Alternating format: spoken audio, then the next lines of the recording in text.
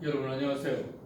오늘 경영 언론 대면 강의를 시작하기로 했는데 아마 여러분들이 불안감이 크거나 여러 가지 사정이 있어서 학교에 나오지 않는 것 같습니다.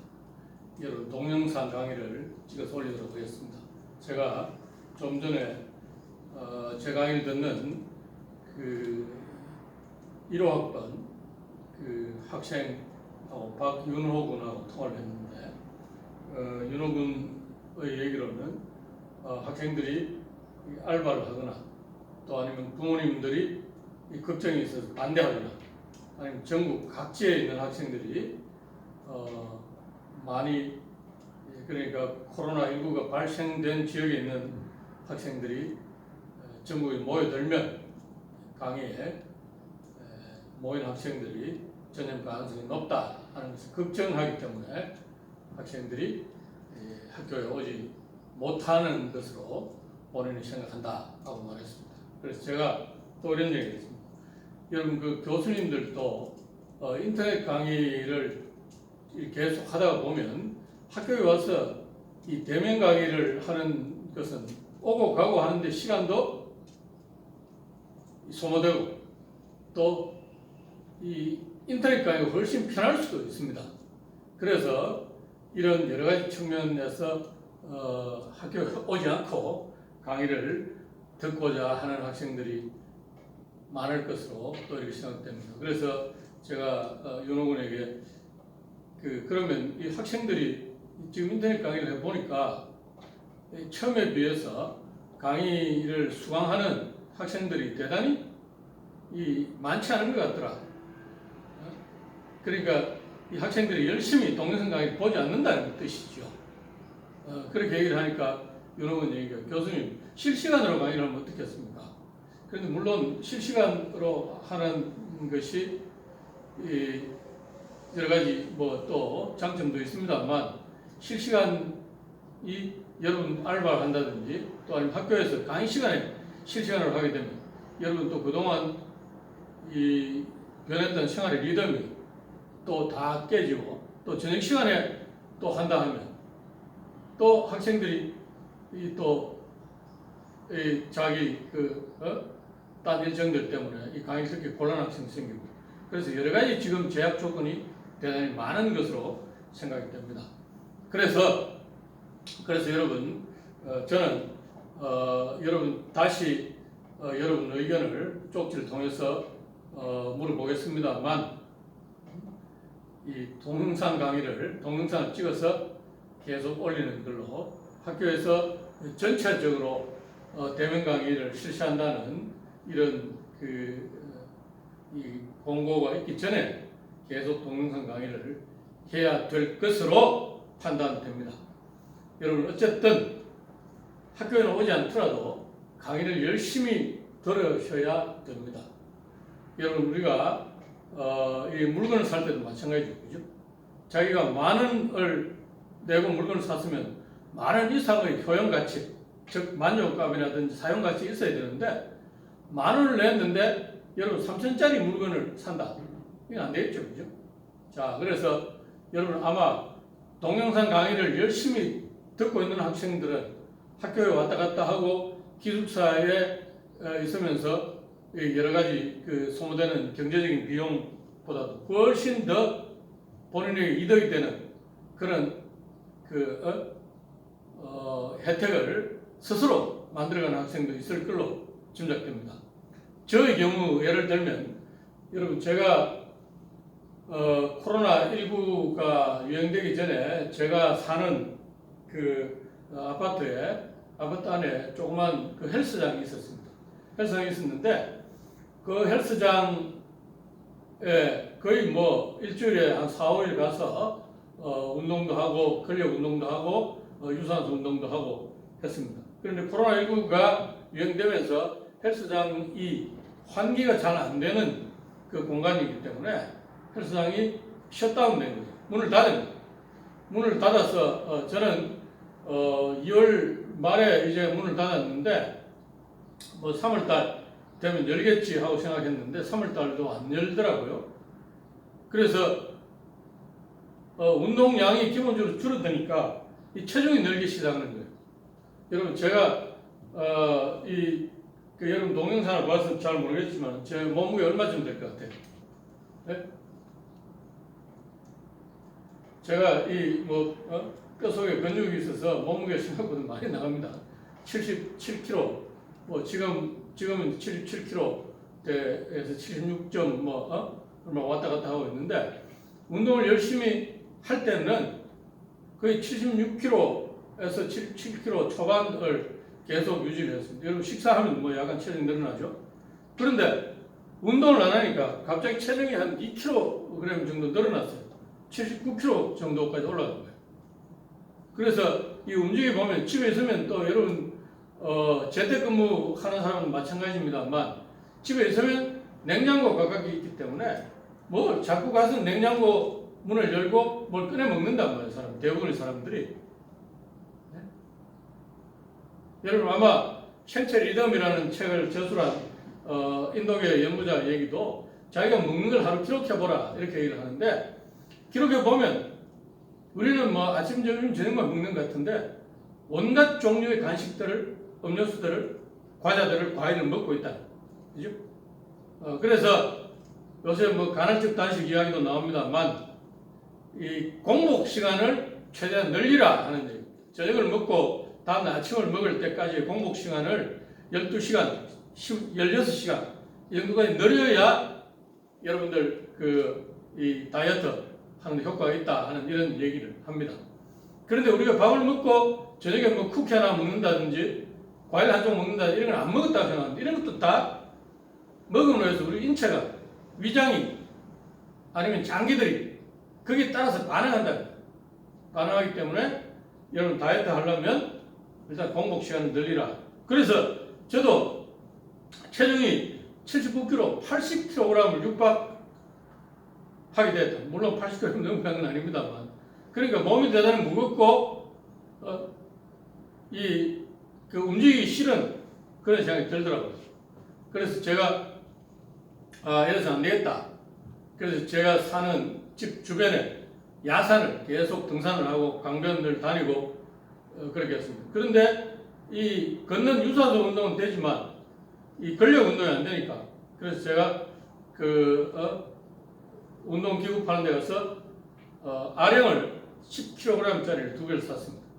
2개를 사서 아령을 했습니다. 그래서 제가 우리 박사 과정에 학위 받은 분들하고 얼마 전에 식사를 할 기회가 있어서 식사를 같이 하면서 그 얘기를 했더니 그분의 그 중에 한 사람, 오 박사라는 분이 교수님 왜 사모님 날씬한데 사모님 들면 되지 아령 사냐 하고 해서 한바탕 우리가 웃었습니다만, 그래서 이 코로나19 때문에 생활의 리듬들, 패러다임 자체가 거의 다 바뀌는 거예요. 여러분 다 바뀌었잖아요. 그죠? 오늘 같은 경우에도 여러분들 학교에 오라고 강제할 수 없기 때문에 선택권을 준 거예요. 학교에 오면 대면 강의를 듣고 학교에 오지 않는 사람은 동영상 강의를 들어라. 이렇게 얘기를 했는데 한 명도 학교에 나오지 않은 거예요. 자, 이게 뭐겠습니까? 세상이 지금 바뀌고 있다. 아마 대학이라든지 우리의 라이프 스타일도 변하고 있다. 경제적인 것만 생각해 봐도 여러분 어떻습니까? 중국이 세계 공장으로서 많은 물건들을 수출 중심으로 생산을 했는데, 미국과 중국 간에 지금 대단히 큰 무역 갈등 이런 것들이 생겨서 트럼프와 시진핑이 서로 생각이 달라서 세계 슈퍼파워 두 나라가 어떻습니까? 갈등하고 있고, 그 중간에 끼인 우리나라는 미국하고 대단히 가까웠는데 미국 편을 들자니 중국의 보복을 받을 것 같고, 또 중국 편을 들자니 미국이 가만히 있지 않을 것 같고, 대단히 어려운 시기에 처해 있는 것이 사실입니다. 그래서 우리나라 같은 이런 지정학적으로 반도이면서 큰 강대국이 틈바구니에 있는 나라들은 외교를 대단히 잘해야 된다 하는 얘기죠. 강의 서두에 얘기가 좀 엉뚱한 방향으로 나갔습니다만, 여러분 우리 역사상 우리나라와 일본의 관계는 여러분 참 그 뭡니까? 뗄래야 뗄 수 없는, 한편으로는 이 원수와 같은 이 나쁜 나라로 생각하지만 또 한편으로는 일본이나 우리나라가 이사갈 수 없기 때문에 그 이웃에 그런 우리하고 이렇게 대단한 그 갈등 관계에 있었던 나라가 있다는 사실은 어떻습니까? 이게 잘 지내고 그 사람들을 구슬리거나 해서 관계를 원만하게 만드는 것 이외에 딴 방법이 있습니까?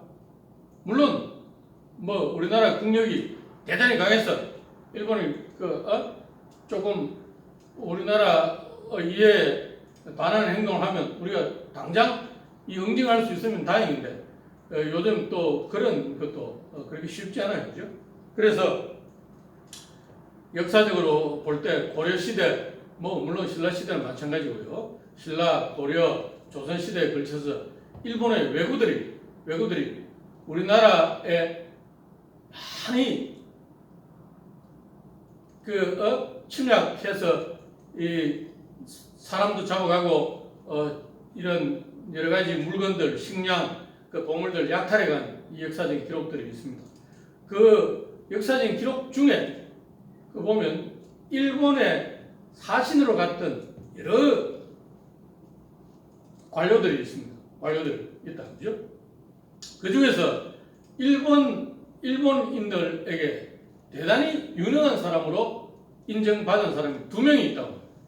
한 사람은 고려 시대의 정몽주, 포원 정몽주 선생이고, 또 한 사람은 조선 초기의 그 신숙주 선생, 그죠?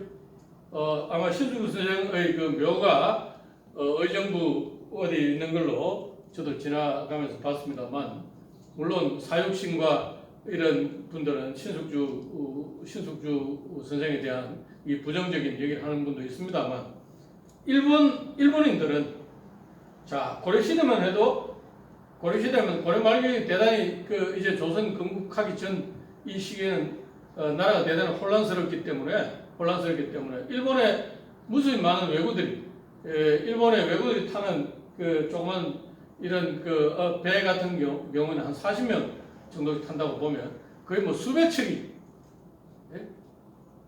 고려의 그 각 해안으로 몰려와서 사람도 잡아가고 그 재물도 약탈해가고 하는 기록들이 무수히 있습니다.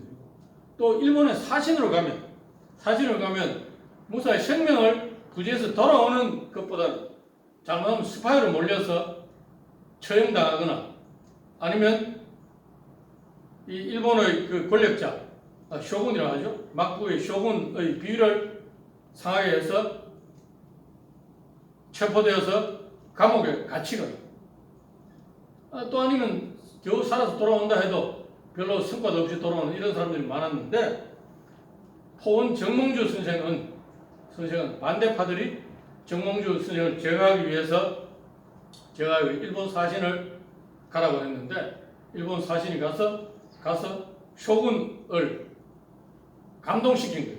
아, 저분이 참 이 인품도 훌륭하고 이 참 문장도 뛰어나고 훌륭한 정치 지도자다.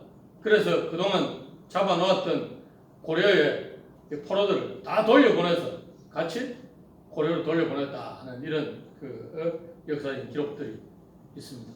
역시 신숙주 선생도 마찬가지죠. 그래서 이런 코로나가 더 세계적으로 번지면서 중국과 미국의 갈등이 대단히 격화되어 있는 이런 와중에 이 우리나라의 외교라든지 정치 지도자의 역할이 대단히 중요하다 하는 것들을 여러분도 한번 생각해 보셔야 됩니다. 그래서 이 외교는 서로 협상이죠. 주고받는 협상입니다. 그죠? 그 한쪽에 일방적으로만 달라고 요구할 수도 없고 일방적으로 줄 수도 없는 거예요. 그래서 우리 경영학에서도 이 협상과 관련된 이런 과목들을 요즘 가르치고 있습니다. 과거에는 경영학에서 협상과 관련된 중요한 그 영역들이 조직 행동론에서 갈등 관리, 그리고 또 하나는 노사관계론에서의 단체 조섭을 관리하는 이런 것들이 있었는데, 이제는 협상론이라는 협상. 우리 수출할 때 가격을 결정하는 것도 다 협상 아닙니까? 그죠? 협상도. 이런 것들을 다 가르치고 있다 하는 것을 우리가 알 수 있습니다. 자,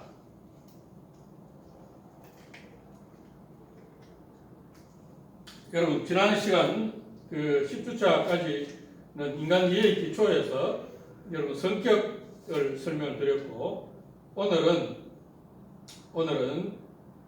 인간의 정서, 이 인간이 가지고 있는 감정, 정서,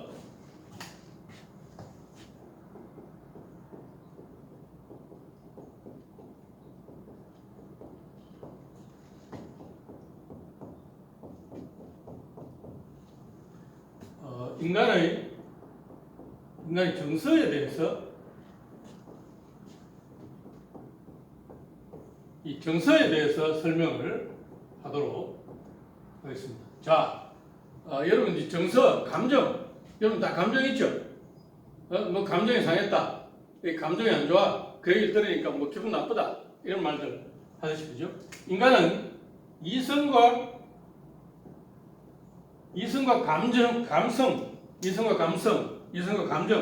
이 두 가지를 가지고 있는 그런 존재입니다. 그죠? 우리가 이 정신과 육체처럼 인간의 신체에도 브레인 안에도 이성적인 이성은 흔히 우리 합리성하고 관련해서 생각합니다. 물론 그렇다고 해서 감정이 비합리적이다 하는 것은 아니죠. 우리가 슬플 때 눈물을 흘리고 기쁠 때 웃는 것은 뭡니까? 이 합리적인 거예요. 쉽죠? 합리적인 겁니다. 그죠?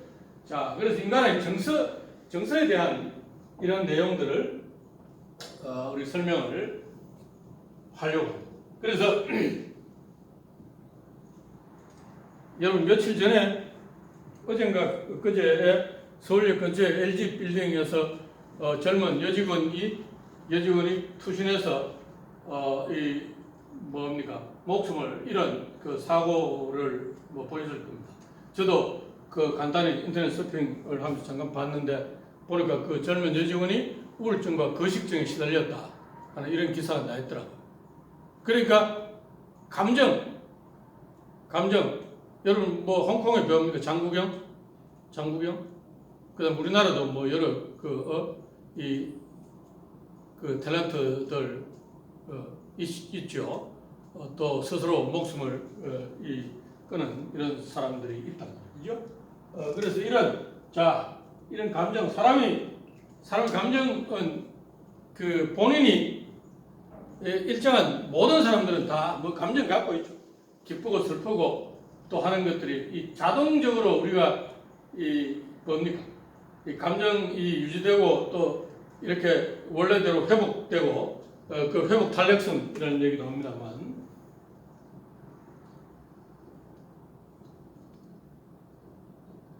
회복 탄력성, 레질리언스, 그죠? 자, 그래서 우리가 이 인간 스트레스를 대단히 많이 받는 경우에는 뭐겠습니까? 우리 한국인들하고 미국인들 이 스트레스를 받는 정도가 다른데 이 배우자의 죽음, 미국 서양인들은 이게 가장 큰 스트레스. 그러면 우리나라 한국인들은 배우자의 죽음이 그렇게 서양인들에 비해서는 그 똑같은 정도의 슬픔보다 약간 한 3위 정도나 뭐 이렇게 되는 걸로 되는데, 자, 우리 슬픔을 당했을 때 어떻습니까? 그 슬픔이 계속 유지되거나 지속되면 사람이 정상적인 생활을 할 수 없죠. 할 수 없단 말이에요. 그래서 그 슬픔도 세월이 지나면 우리 세월이 약이다 이런 말 여러분 들어보셨죠? 세월이 약이다, 그죠? 자, 그런 것처럼 이 회복된다. 그 슬픔에서 회복된다. 이 회복 탄력성을 가지고 있다.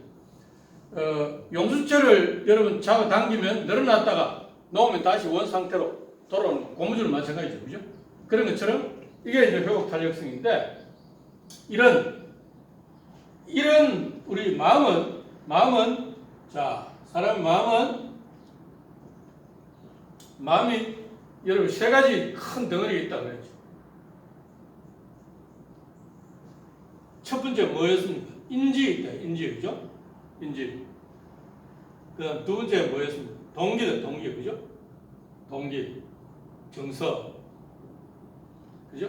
이렇게 마음은 크게 이렇게 인지, 동기, 정서 이렇게 큰 덩어리, 물론 이게 이외에 가치관도 있고 여러 가지 있습니다만, 인지라는 것은 여러분 머릿속에 있는 온갖 지식들을 말한다. 지식, 그죠? 지식. 여러분 머릿속에 지식들 있죠? 자, 동두천 여기 학교 9시 강의에 되어서 늦장에 가려면 최소한 동두천역에 몇 시에 내려야 되고 내가 우리 집에서 몇 시 전철 타야 된다. 이거 다 머릿속에 기억하고 있지 않습니까? 예? 그 다음 학교의 커피점에는 커피값이 얼마다?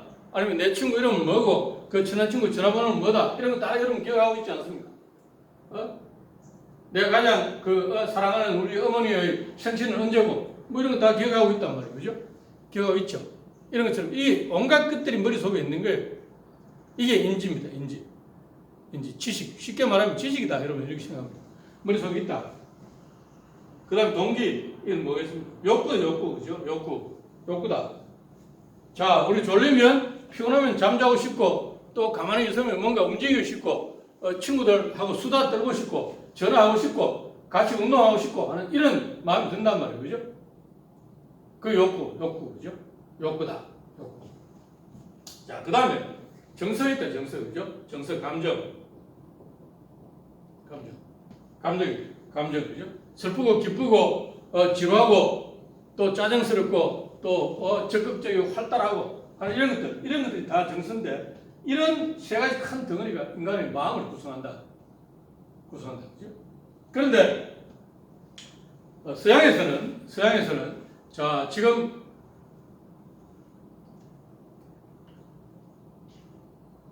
학문이라든지 과학이라든지 이 서양에서 발달된 이런 것들이 대단히 이 세계를 다 이렇게 지배하고 있고 대단히 파워를 가지고 있기 때문에 서양 철학이 물론 뭐 동양 철학의 그 맹자라든지 장자 뭐 공자 이런 분들이 주장한 유교도 있고 여러 가지 불교 철학도 있습니다만 서양 철학이 이 세계의 철학사의 주류처럼 이렇게 되어 있었죠.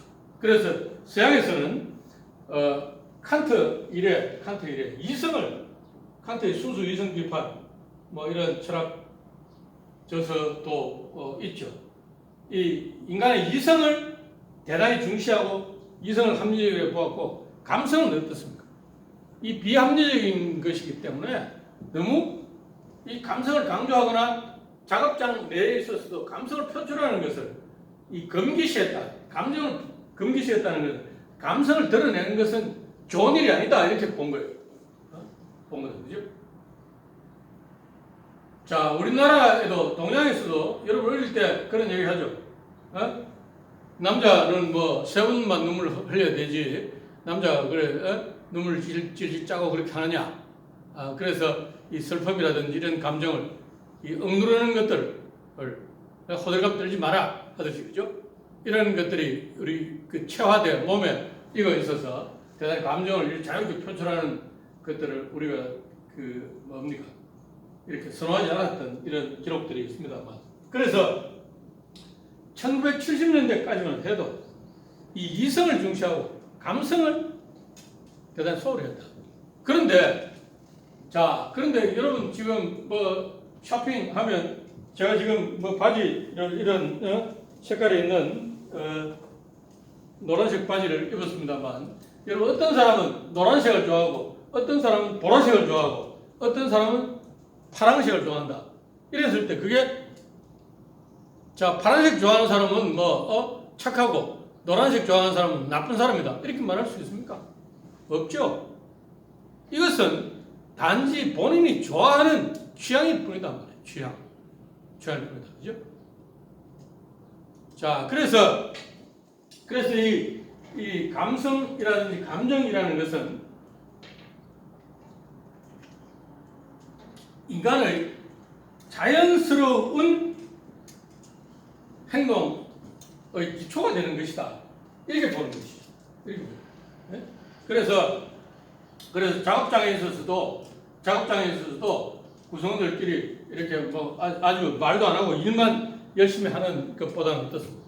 자연스럽게 웃고 또 이렇게 서로 스킨십하고 하는 이런 것들이 훨씬 더 우리 인간 세상의 그 사는 모습, 자연스러운 모습이다. 이렇게 생각할 수 있겠죠. 자, 그래서 이 정서와 관련해서 또 몇 가지를 여러분 갖고 계신 교재 193페이지